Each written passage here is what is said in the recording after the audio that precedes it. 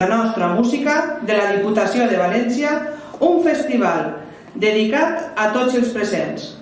Per això es proposem un recorregut dins del folklore de la nostra comunitat, en el que podrem sentir i veure música i balls de la comunitat, de la mà de l'Associació Cultural La Xicalla de Catarroja.